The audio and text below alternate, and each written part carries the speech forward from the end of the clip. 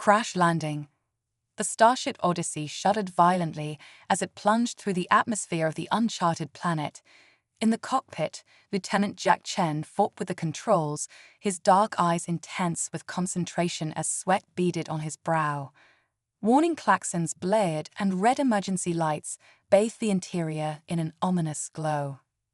Come on, Jack muttered through gritted teeth. He'd been on countless exploration missions, but never had one gone so catastrophically wrong. One moment, the Odyssey had been in a stable orbit, the next, chaos. Some kind of energy pulse from the planet's surface had fried their systems, sending them into an uncontrolled descent. Jack's co-pilot, Sarah, lay slumped in her chair, knocked unconscious when the ship started to tumble. He was on his own, and the ground was approaching fast. Too fast. With a Herculean effort, Jack managed to level the ship somewhat, aiming for a clearing in the dense alien forest that covered much of the continent below. The Odyssey screamed as it tore through the last layer of clouds, treetops whipping past in a green blur. "Brace for impact," Jack shouted, more for his own benefit than his unconscious companion. He closed his eyes, tensing every muscle in his body as the ground rushed up to meet them. The world exploded into noise and pain. Metal shrieked as it tore apart, and Jack was violently thrown against his restraints. His head slammed into the control panel, and darkness swallowed him. When Jack regained consciousness, the first thing he noticed was the smell, earthy and floral, but with an alien tang that tickled his nostrils. He groaned, forcing his eyes open. Shafts of purple-tinged sunlight streamed through the shattered viewscreen, dancing with motes of dust and smoke. "Sarah," he croaked, turning his head. His co-pilot's chair was empty, the restraints torn away. A wave of dizziness washed over him as he tried to process what that meant. Ignoring the protests of his battered body, Jack fumbled with his own restraints. He had to find Sarah, assess the damage, try to send a distress signal. His training kicked in, pushing aside the fear and confusion. As he stumbled out of the wreckage, the alien world assaulted his senses. The gravity was slightly lighter than Earth's, making his movements feel awkward and exaggerated. The air was thick and humid, carrying scents of unfamiliar vegetation. And the colors, everything seemed oversaturated, as if someone had cranked up the vibrancy of the entire planet. "Sarah," Jack called out, his voice sounding oddly muffled in the dense atmosphere. There was no response save for the chittering of unseen creatures in the surrounding forest. He did a quick circuit of the crash site, his heart sinking as he took in the extent of the damage. The Odyssey was a total loss, its hull split open like a cracked egg. There was no sign of Sarah, but he did find a trail leading away from the wreck, drag marks in the soft violet soil, accompanied by several sets of footprints unlike any he'd ever seen. Jack's hand went to his hip, where his pulse pistol should have been. Empty. Whoever or whatever had taken Sarah had also disarmed him. A rustle in the undergrowth made him whirl around, muscles tensing for a fight. Instead, he found himself face to face with the most breathtaking creature he'd ever seen. She, and despite the alien features, Jack's mind immediately registered the figure as female, stood nearly 7 feet tall. Her skin was a shimmering blue-green that seemed to shift and swirl like the surface of a soap bubble. 4 arms, lithe and graceful, ended in hands with too many fingers. But it was her eyes that truly captivated Jack, huge and almond-shaped, with irises that swirled with fractal patterns in shades of gold and amber. The alien cocked her head, regarding Jack with obvious curiosity. Then she opened her mouth, revealing sharp, crystalline teeth, and emitted a series of musical trills and clicks. Jack raised his hands slowly, palms out in what he hoped was a universal gesture of peace. "I come in peace," he said, wincing at how cliché it sounded. "My name is Jack Chen. I'm looking for my friend. Have you seen her?" The alien's expression shifted, and Jack got the distinct impression she was amused. She trilled again, then gestured for him to follow her into the forest. Every instinct screamed that this was a bad idea. He was unarmed, injured, and at the mercy of an unknown alien species. But the alternative was to stay with the wreck and hope that rescue came before the local wildlife decided he looked tasty. And if these aliens had Sarah, decision made, Jack nodded and fell into step behind his strange guide.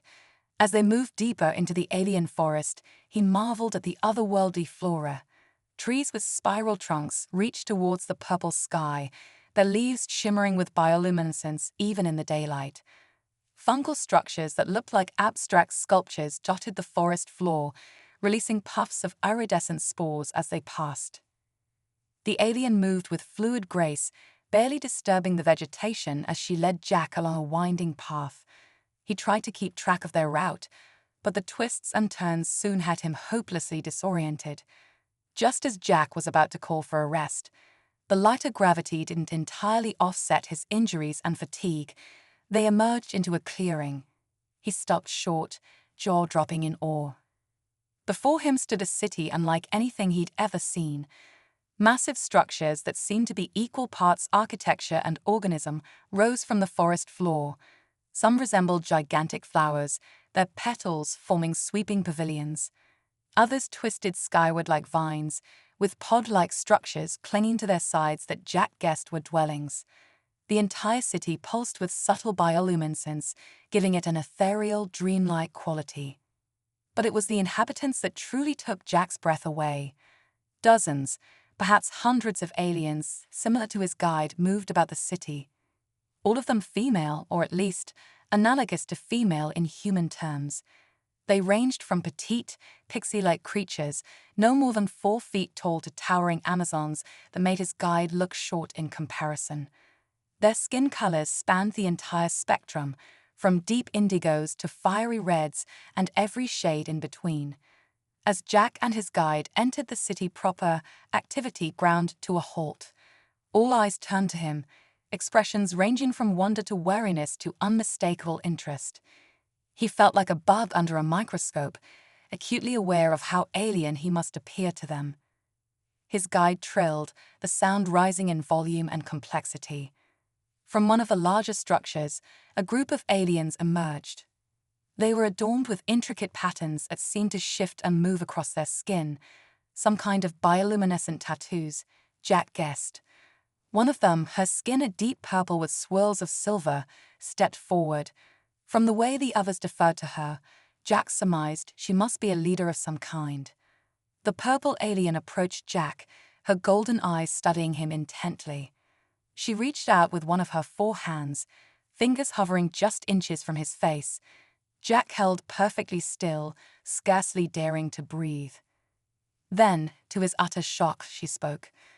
"Welcome, Starwalker," she said, her voice melodic and accented but unmistakably English. "I am Zara, matriarch of the Lyrelian people. We have long awaited your arrival." Jack's mind reeled. They spoke English. They had been expecting him. Before he could formulate a response, movement at the edge of the clearing caught his eye. His heart leaped as he recognized the figure being led towards them. "Sarah," he called out, relief flooding through him. His co-pilot looked dazed but unharmed. She was accompanied by 2 of the alien women, who guided her gently but firmly. Zara's expression softened. "Your companion is unharmed. We found her near your fallen starcraft and brought her here for healing." Jack's relief was tempered by confusion and no small amount of suspicion. "You've been waiting for us? How? Why? And how do you speak my language?" The matriarch's lips curved in what Jack interpreted as a smile. "All will be explained in time, Jack Chen of Earth. For now, know that you are honored guests of the Lyrelian people. Come, let us tend to your injuries, and then we shall talk of the great purpose that has brought you to our world." As Zara led them deeper into the heart of the alien city, Jack's mind raced with questions. What was this great purpose she spoke of? How had they learned English? And perhaps most pressingly, why did he get the feeling that his and Sarah's arrival on this planet was anything but an accident? Little did Jack know, he was about to embark on an adventure that would challenge everything he thought he knew about the universe and himself. Secrets of the Lyrelians. As the twin suns of the alien world dipped below the horizon, casting the bioluminescent city an ethereal glow, Jack found himself seated in a vast chamber that seemed to be equal parts council room and living organism. The walls pulsed with gentle light, and tendrils of what appeared to be living circuitry snaked across the floor, carrying information in bursts of color. Zara, the Lyrelian matriarch, sat across from Jack and Sarah, her 4 hands steepled in a gesture that seemed oddly human. Other members of the Lyrelian Leadership Council flanked her, their eyes glimmering with barely contained excitement. "Now," Zara began, her melodic voice filling the chamber, "I'm sure you have many questions, Starwalkers. Let us begin with the most pressing, how we came to speak your language." She gestured, and a holographic display shimmered into existence between them. Jack leaned forward, fascinated despite his wariness. The hologram showed a familiar sight: Earth. "Centuries ago, our ancestors detected transmissions from your world," Zara explained. "Radio waves, television broadcasts, internet signals, a cacophony of information bleeding into space. We were captivated. Over generations, we studied these transmissions, learning your languages, your cultures, your hopes and fears." Sarah, who had been uncharacteristically quiet until now, spoke up. "You've been spying on us for centuries." Zara's expression shifted to one that Jack interpreted as apologetic. "Not spying, Starwalker Sarah. Observing, learning, preparing." "Preparing for what?" Jack asked, a knot of unease forming in his stomach. The hologram shifted, showing a spiral galaxy, the Milky Way. Sections of it began to glow an ominous red. "There is a threat coming," Zara said, her voice grave. "One that endangers not just your world or ours, but all sentient life in the galaxy. We call them the Devourers. They move from system to system, consuming all in their path, and they are approaching this arm of the galaxy." Jack and Sarah exchanged glances. This sounded like something out of a science fiction movie, not real life. And yet, they were sitting in an alien city on an uncharted world. Reality, it seemed, had taken a sharp turn into the fantastic. "Okay," Jack said slowly, "assuming this threat is real, what does it have to do with us, with Earth?" Zora's 4 hands moved in complex patterns, and the hologram changed again. This time, it showed a double helix, DNA, but there was something odd about it. Extra strands, impossibly complex structures that made Jack's head hurt to look at. "Humans are unique in the galaxy," Zara explained. "Your DNA contains potential. Locked away within your genetic code are abilities that most species would consider impossible. Telepathy, telekinesis, even the power to manipulate the fundamental forces of the universe." Sarah scoffed. "That's ridiculous. If humans had superpowers, we'd know about it." Zara's lips curved in that not-quite smile. "Would you? How many tales in your mythology speak of humans with godlike abilities? How many of your modern entertainment stories focus on superheroes? The potential is there, buried deep in your genes. It simply needs to be awakened." Jack's mind reeled. This was too much to process. Alien invasions, latent superpowers, it sounded absurd. And yet, "Let's say we believe you," he said cautiously. "What exactly do you want from us?" Zara leaned forward, her golden eyes intense. "We want to help you unlock that potential, Starwalker Jack, to awaken the dormant abilities within you. And then we want you to help us save the galaxy." The chamber fell silent as Jack and Sarah absorbed this bombshell. It was Sarah who finally broke the tension with a sharp laugh. "This is insane," she said. "Completely insane. You expect us to believe that we're some kind of chosen ones, destined to save the galaxy with superpowers we didn't even know we had." Zara didn't seem offended by Sarah's skepticism. If anything, she looked amused. "I understand your disbelief. It is much to take in. Perhaps a demonstration would help."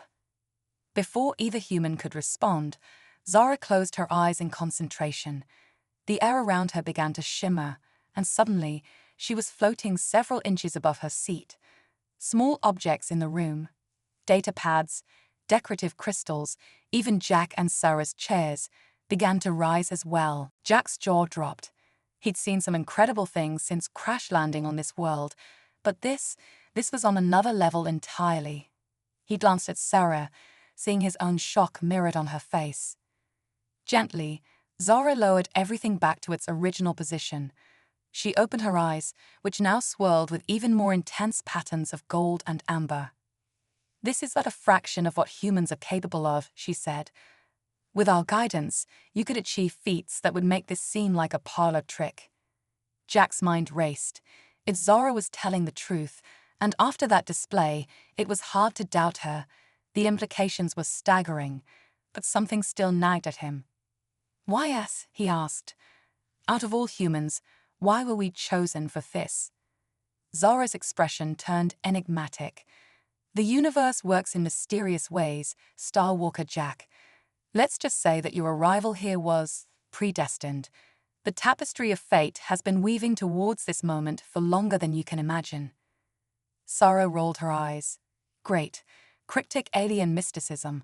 That's reassuring." Jack shot her a look, silently urging her to be diplomatic. They were, after all, guests of an incredibly advanced alien civilization. Antagonizing them seemed unwise. "What my colleague means," Jack said carefully, "is that this is a lot to process. You're asking us to basically become superheroes and save the galaxy. That's a big ask." Zara nodded, her expression understanding. "Of course, we do not expect you to decide immediately.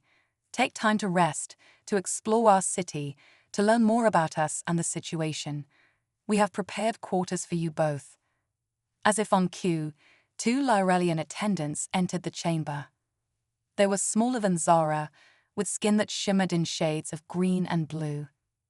"Lyra and Naya will show you to your accommodation," Zara said. "Feel free to ask them any questions you may have. And please consider our offer carefully.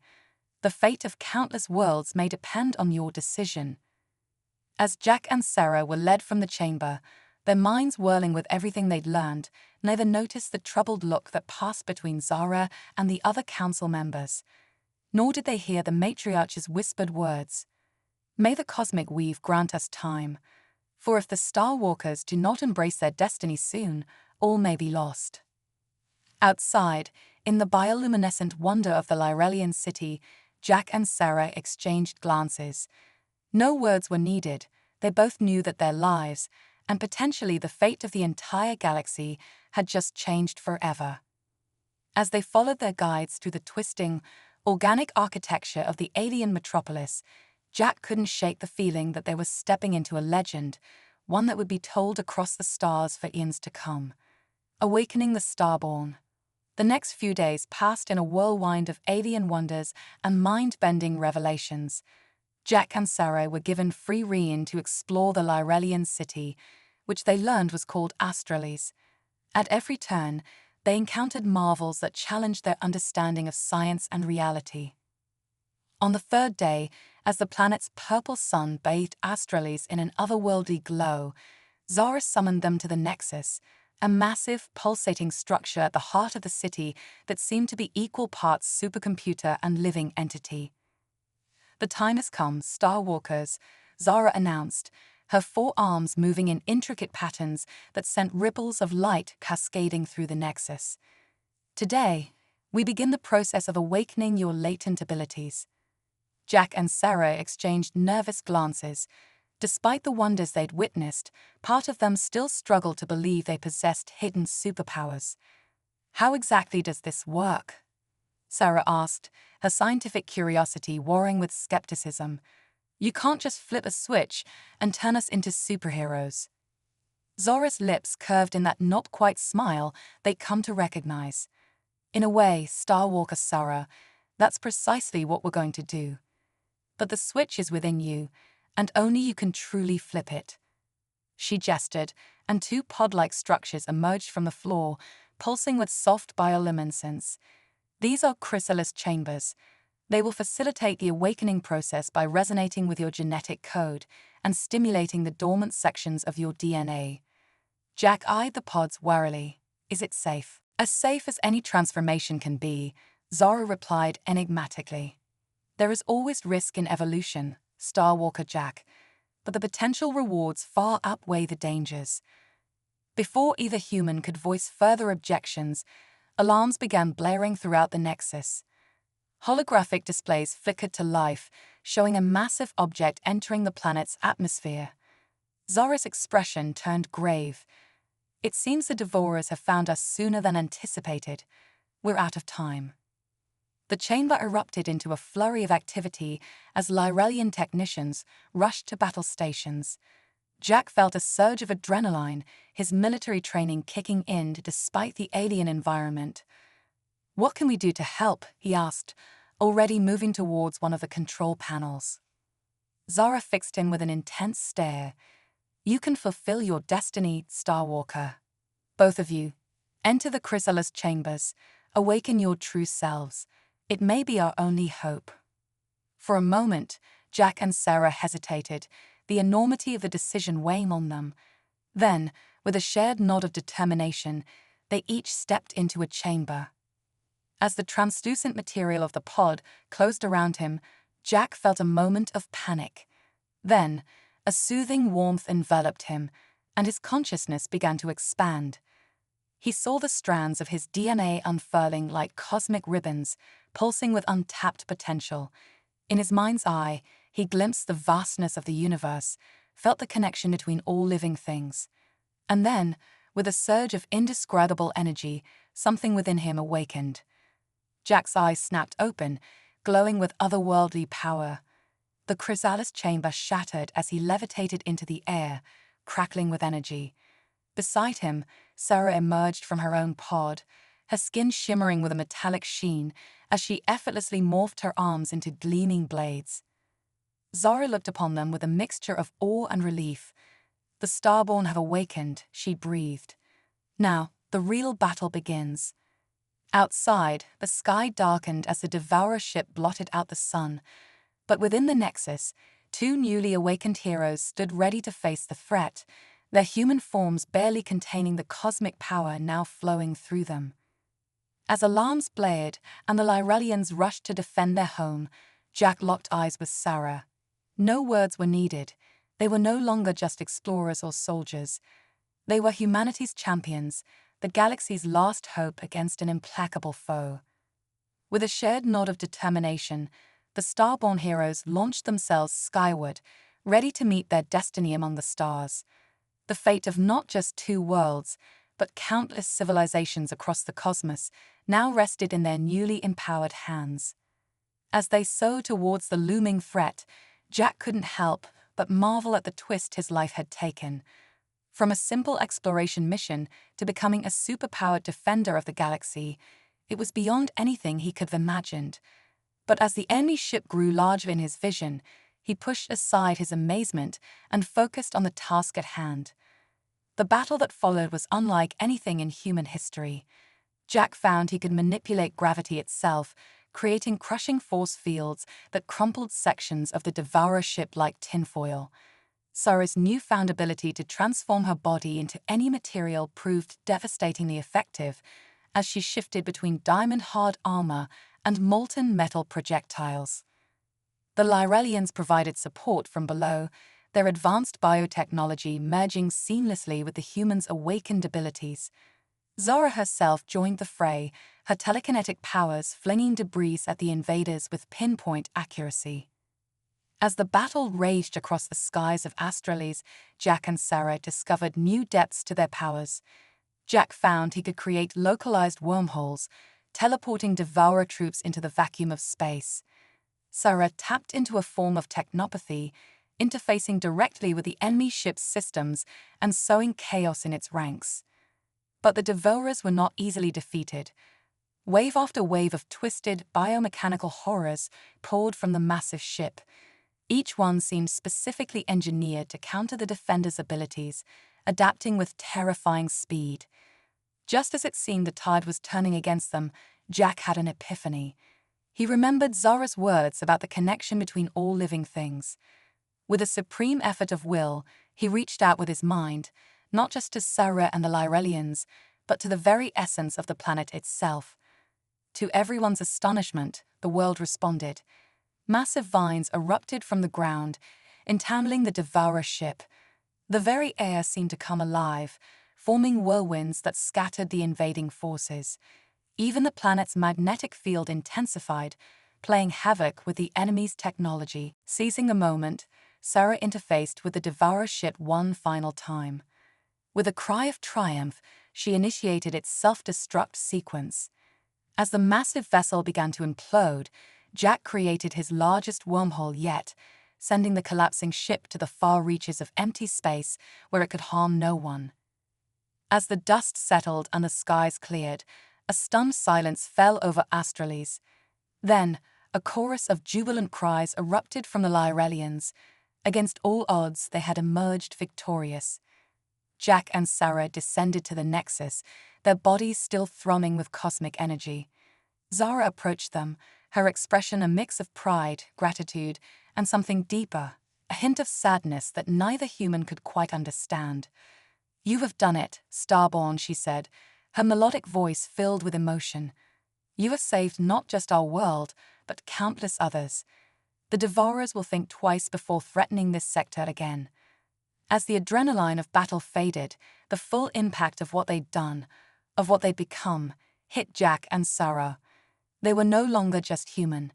They were something more, something that blurred the line between mortality and godhood. "What happens now?" Zara asked, her voice slightly distorted as her body struggled to maintain a fully human form. Zara's expression turned solemn. "Now, brave Starborn, your true journey begins. For the Devourers you face today were but a scouting party. The full invasion force still looms on the cosmic horizon. You must prepare, must master your new abilities, and must unite the free peoples of the galaxy against the coming storm." Jack felt the weight of this new responsibility settling on his shoulders. Yet strangely, he felt more ready for it than he ever had for anything in his life. He turned to Zara, seeing the same determination reflected in her metallic eyes. "Well, partner," he said with a grin that belied the gravity of the situation, "looks like our mission just got a whole lot bigger." Zara matched his smile, her skin rippling with patterns of cosmic energy. "Good thing we've got some new tricks up our sleeves then." As the twin sons of Astralis set on the first day of their new lives as galactic defenders, Jack and Zara stood tall, ready to face whatever challenges the universe might throw at them. They were no longer just Starwalkers or even just humans. They were the Starborn, awakened champions of life itself, and their legend was only just beginning. The stars themselves seemed to shine brighter that night, as if in recognition of the cosmic shift that had occurred. On countless worlds across the galaxy, beings of all shapes and sizes looked to the sky, unaware that their fate now rested in the hands of two transformed humans and their unlikely alien allies. The battle for the future of the galaxy had only just begun, and the Starborn were ready to meet their destiny head-on. Cosmic champions. The weeks following the Battle of Astralis passed in a blur of intense training and mind-bending discoveries. Jack and Zara, now fully embracing their roles as the Starborn, pushed the limits of their newfound abilities under the guidance of Zara and the Lyrelian Council. One particularly eventful day found them in the Nexus, surrounded by swirling holograms of star systems and galactic maps. Zara's expression was grave as she addressed the newly minted heroes.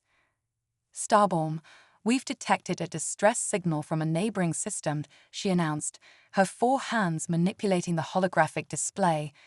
"It seems the Devourers have begun their next phase of invasion." Jack flexed his fingers, cosmic energy crackling between them. "Then we'd better crash their party." Zara nodded, her skin rippling with metallic patterns. "Time to take this show on the road." Zara's lips curved in that now familiar, not quite smile. "Indeed, but first, there's something we must give you." She gestured, and a section of the Nexus's living wall parted to reveal two sleek, otherworldly vessels. They resembled nothing so much as liquid metal given form, their surfaces shifting and flowing like quicksilver. "Behold the stellar chariots," Zora proclaimed. "Bioorganic ships attuned to your unique energy signatures. They will amplify your powers and allow you to traverse the cosmos with ease." Jack whistled appreciatively as he approached his ship. The moment his hand touched the hull, the entire vessel pulsed with energy, as if greeting him. "Now this is what I call a sweet ride." Sarah was already interfacing with her chariot, her eyes glowing as she communed with its systems. The capabilities of these ships are incredible. They're not just vessels, they're extensions of ourselves. As the Starborn prepared for their first interstellar mission, Zora provided a final briefing. The planet under attack is called Nexora. It's home to a species of energy beings who are crucial allies in the fight against the Devourers. You must save them at all costs. With determined nods, Jack and Sarah boarded their respective chariots. The ships came to life around them, melding with their powers in ways that defied conventional physics. As they lifted off, the very fabric of space seemed to bend around them, responding to the Starborn's will. In the blink of an eye, they were hurtling through the cosmos at impossible speeds. Stars streaked by like tracer rounds, entire galaxies reduced to smears of light. Yet within their chariots, Jack and Sarah felt a profound sense of calm and control. They emerged from their cosmic journey to find Nexora under siege. The planet was a swirling orb of pure energy, its surface alive with coruscating patterns of light. Surrounding it was a massive Devourer armada, their biomechanical ships looking like a swarm of metal insects against the radiant world. "Time to crash this party," Jack grinned, his voice transmitting clearly to Sarah despite the vacuum of space. "Let's show these cosmic cockroaches what the Starborn can do," Sarah replied, her excitement palpable. What followed was a battle that would be sung about in 1,000 alien tongues across the galaxy. The Starborn moved as one, their chariots dancing through the void with impossible grace. Jack wielded singularities like softballs, his gravity manipulation crushing Devourer ships by the dozen. Sarah became one with her vessel, morphing it into shapes that defied comprehension, slicing through enemy formations with liquid metal tentacles miles long. But the true spectacle came when they combined their powers. Jack opened a massive wormhole, and Sarah transmitted an energy pulse through it that emerged simultaneously at 100 points around the Devourer fleet, shorting out their shields. As the enemy reeled, the Nexorans joined the fray, tendrils of living lightning arcing between ships and frying their systems. Just as victory seemed within reach, a new threat emerged. From the heart of the Devourer armada came a ship that dwarfed all others. Its surface writhed with malevolent energy, and reality itself seemed to warp around it. "Starborn," Zora's voice crackled over their comms. "That is a World Eater-class vessel. It has the power to consume entire planets. You must stop it at all costs." Jack and Sarah exchanged glances through their mental link. Without a word, they knew what had to be done. It was time to push their powers to the absolute limit. Moving in perfect synchronization, the Starborn flew their chariots directly at the World Eater. At the last possible moment, they abandoned their ships, emerging into the vacuum of space wreathed in cosmic energy. The chariots, guided by their lingering will, slammed into the massive vessel's shields with the force of exploding suns. As alarms blared throughout the World Eater, Jack and Sarah phased through its hull, their bodies glowing with power. They fought their way through hordes of Devourer troops, their abilities working in flawless harmony. Jack's gravity manipulation cleared entire decks, while Sarah interfaced with the ship's systems, turning its own weapons against it. Finally, they reached the heart of the vessel, a massive chamber housing a swirling vortex of dark energy, the source of the World Eater's planet-consuming power. "Well, this looks important," Jack quipped, cosmic fire dancing in his eyes. "Shall we break it?" Sarah's response was to morph her arms into crystalline structures that began absorbing the dark energy. "Let's send these Devourers a message they won't forget." What happened next defied description in any human tongue. Jack and Sarah, glowing like newborn stars, poured every ounce of their power into overloading the World Eater's core. The ship began to buckle and twist, reality itself warping around it. With a final titanic effort, the Starborn teleported themselves, and every surviving devourer on board, to the far side of the galaxy. The World Eater imploded with a silent flash, leaving behind a swirling quantum singularity as its grave marker. As Jack and Sarah hung in the void, their powers temporarily exhausted, they gazed upon the liberated Nexora. The energy beings of the planet swirled in joyous patterns, their victory celebration visible from space. "You know," Sarah mused, her voice telepathically reaching Jack, "when I signed up for that exploration mission, I didn't exactly expect to end up as a superpowered guardian of the galaxy." Jack's laughter echoed in her mind. Yeah, the employee benefits package failed to mention cosmic godhood as a potential perk. As their stellar chariots approached to retrieve them, the Starborn knew that this was just the beginning. The Devourers were still out there, and countless worlds would need their protection. But in that moment, basking in the glow of their victory, they felt ready to face anything the universe might throw at them. Little did they know, far across the cosmic sea, an entity of unimaginable power had taken notice of their exploits. In the space between realities, the cosmic weaver stirred, its multitude of eyes fixed upon the newborn champions of humanity. The game of creation was entering a new phase, and the Starborn would have a pivotal role to play in the fate of all existence. As Jack and Sarah prepared to return to Australis, the very fabric of reality seemed to hum with anticipation. The legend of the Starborn was spreading across the galaxy, a tale of hope in the face of cosmic horror. And this was only the beginning of their saga. The Cosmic Weaver's Gambit. The victory at Nexora had sent shockwaves through the galaxy. Word of the Starborn's incredible feats spread like wildfire across interstellar communication channels. Jack and Sarah found themselves becoming living legends, their names whispered with awe on 1,000 worlds. But with great power comes great responsibility and great danger. As Jack and Sarah materialized in the heart of the Nexus on Australis, they were met not with the usual calm efficiency of the Lyrellians, but with barely contained panic. Zara rushed towards them, all four of her arms moving in agitated patterns. "Starborn, thank the cosmic weave you've returned," she said, her melodic voice tinged with urgency. "We've detected a disturbance in the fabric of reality itself." Before either hero could respond, the air in the center of the Nexus began to ripple and distort. Reality folded in on itself, and from the impossible space between dimensions emerged a being that defied comprehension. It appeared as a swirling vortex of cosmic threads, each strand a different color of existence. Countless eyes blinked in and out of being across its form, and when it spoke, its voice resonated not just in their ears, but in the very core of their beings. "Greetings, Starborn," the entity intoned, its words causing ripples in the air. "I am the Cosmic Weaver, RCITCT of REALITIES." Jack and Sarah instinctively moved into defensive stances, cosmic energy crackling around them. But Zara held up a hand, her expression one of awe and reverence. "Peace, champions," she said softly. "The Cosmic Weaver is not our enemy. It is the being responsible for the very existence of the multiverse." The Weaver's form shimmered, and suddenly they were no longer in the Nexus. They stood, if standing was the right word for existing in a place beyond physical laws, in a vast cosmic loom.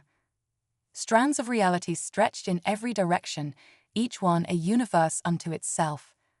"Your extraterns have attract the Weaver continued.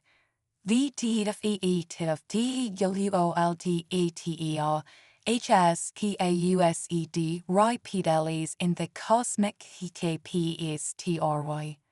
Repeatedly that 310 the very fabric of existence." Images flashed around them, glimpses of other realities, of paths not taken. Jack saw himself as a conquering warlord, leading devourer fleets across the galaxy. Sarah witnessed a version of herself merged with the Nexus, becoming a planet-sized AI. Behold, P-E-M-A-U-L-T-I-V-E-R-S-C, the Weaver's voice echoed. AVE choice, EVE possibility, WOVE into DA grand design. But now, a greater threat emerges. The cosmic loom zoomed out, revealing a vast dark spot in the tapestry of creation, a void that seemed to consume light, time, and possibility itself. The DEVOURERS UHVFACED are but AERALDs, the Weaver explained. Harbingers of DVOI beyond creation. It a seekest to unravel all that is, was, and could be. Sarah's mind raced, trying to grasp the scale of what they were being told. But why tell us this? Surely a being of your power could stop this threat. A sound like the sigh of dying stars filled the space. I am bound by the laws of cosmic balance. Direct intervention is forbidden, but you, STRBORN, exist outside FAT's WEAVE. You are TAK wild 3ADs that can REWIT the PATTRN. Jack stepped forward, his voice steady despite the mind-bending revelations. What do you need us to do? The Weaver's form shimmered, and 3 glowing strands appeared before them. 3 cosmic artifacts, Sketioti Ekipos Roelites, the CHRONOSKE, the INFINITUE NEXUS, and DE Voidhat. Gather them, and you may stand a CHNC against the coming darkness. But be warned, Zara interjected, her voice filled with concern. Traversing realities is dangerous. The multiverse is vast and uncaring. One misstep could erase you from existence entirely. The cosmic Weaver's form began to fade, the loom of reality dissolving around them. The FATE of L creation rests in your hands, STRBORN. Choose YZY, FOEVAISTE. You take reshapes, the cosmic HTPESTRI. As they found themselves back in the Nexus on Astralis, Jack and Sarah exchanged glances. The weight of entire universes now rested on their shoulders. Well, Jack said with a wry smile, cosmic fire dancing in his eyes, I guess saving one galaxy was just the warm-up act. Sarah nodded, her skin shimmering with metallic patterns that reflected the swirling possibilities of the multiverse. Looks like we're going multiversal. Think they have good coffee in other realities. Zara stepped forward, her expression a mix of pride and concern. The Lyrelians will do all we can to support you on this journey, Starborn, but the path ahead is one only you can walk. As alarms began to blare throughout the Nexus, warning of new devourer incursions across the galaxy, Jack and Sarah stood tall. They were no longer just heroes of Earth or even of their home reality. They were the Starborn, champions of the multiverse itself. First things first, Jack said, cracking his knuckles as cosmic energy surged around him. Let's remind these devourers why they should fear us. Then, we've got some artifact hunting to do. Sarah grinned, her body already morphing into battle mode. Multiversal road trip it is. Let's go rewrite some cosmic history. As they prepared to face the immediate threat, the Starborn couldn't help but feel a mix of excitement and trepidation. The stakes had been raised to truly cosmic levels, and the challenges ahead would test them in ways they couldn't even imagine. But they were the Starborn, the wild threads in the cosmic tapestry, and they were ready to weave a legend that would echo across all of creation. Little did they know, in the shadows between realities, other forces were stirring. The void beyond creation had taken notice of these new players in the cosmic game, and it was hungry for the unraveling of all things. The stage was set for a multiversal adventure beyond imagination. The Starborn's journey was about to take them to the very edges of existence, and perhaps beyond.